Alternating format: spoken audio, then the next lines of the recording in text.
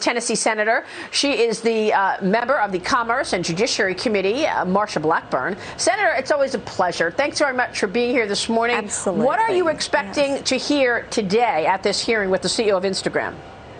Maria, one of the things that Senator Blumenthal and I, who lead this committee and he's chairing the hearing, what we have done is to be surprised and with what Instagram has brought forward as their fixes, if you will. These are half measures. They do not have a plan of implementation. I met with Mr. Masseri yesterday afternoon prior to the hearing today. And, you know, they will get around to doing these things, but exactly how they're going to implement it, they do not know.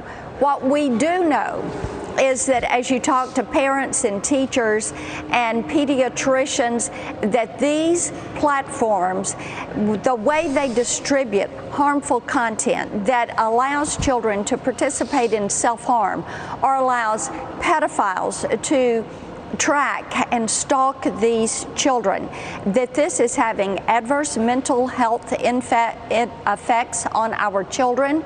This is something that we know self-harm, suicide attempts come from this, and we know that these companies know that these children are being harmed. So therefore, it is imperative that we move forward with privacy, online privacy, data security, and Section 230 reforms.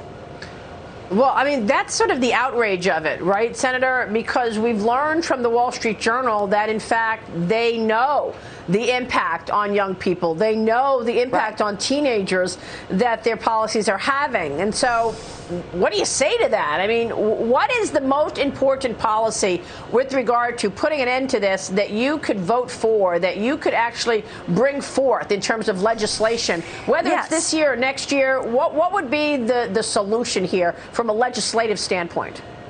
Well, Senator Blumenthal and I are already drafting online privacy legislation, because the consumer, the online consumer, has to be able to control access to their data, their virtual you, if you will, when they are online. They have to control that. So these companies are going to have to work with us on privacy regulation, children's online privacy regulation, data security legislation, and Section 230 reforms, so that they are not able to hide behind a legal wall and say, oh, we didn't know about this. They do know about it. We know they're researching it. The Facebook files that Wall Street Journal put forward were helpful. We are hearing from other individuals that work for these companies. These children are the product. Anyone who is online, you are the product, and they are selling your data, your history, the way you use the internet. They're big ad companies is what they are. They're behemoths. So it's time to rein them in. Yeah, no, you've been so great on this, and you've also shown such leadership on foreign affairs, which is why I want to get your take on that meeting yesterday. You've really held the line on China. What about Russia? President Biden apparently threatened sanctions against Russia if Vladimir Putin invades Ukraine. We don't know. We don't have the readout of the call, and we didn't hear the call. But this is what Jake Sullivan said. The White House not giving any details on what a package might entail, but we're hearing it could include targeting Russia's biggest banks or using the Nord Stream 2 pipeline as a bargaining leverage tool. Senator, what is your take or reaction from this meeting between Putin and Biden yesterday? Well, Putin's a thug. He understands strength, and he was probably laughing after the call, as was Xi Jinping and others. You look at Iran and North Korea that joined China and Russia in that axis of evil, and I'm sure that they know Joe Biden is weak. He is a weak leader. He is generally wrong when it comes to foreign policy. He was very wrong on Afghanistan. He has been very wrong about summing up what would be the aggression of China and Iran and North Korea and Russia. And yesterday he should have said, if you move on Ukraine. We are going to be there to help Ukraine. Now, when Obama and Biden were in the White House and Russia went into Crimea, what did they do? They sent blankets and meals ready to eat. President Donald Trump sent artillery to help Ukraine so that Ukraine could defend itself. So there is such a difference here. And I know the White House wants to sing Kumbaya and have everybody fall in love. And they think that everything could be happening and handled diplomatically, but they're wrong.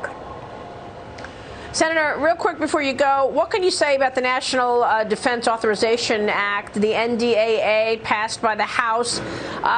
We've been waiting to see if the defense budget is going to be lifted, given the fact that our adversaries are rising so aggressively. China is spending more money on its military than several countries combined.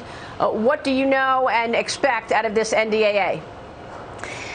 We are working to review the final text right now. The House did take their vote on the conference bill last night. And Maria, we have to say great power competition, keeping up with our adversaries, making certain our allies know we are going to be there with them and that they can count on us.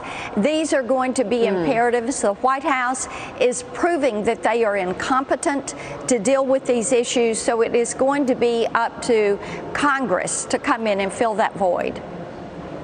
All right, Senator, we'll be watching. Thanks very much for being here this morning, Senator Marsha Blackburn. Thank you for all of your leadership in D.C. this morning.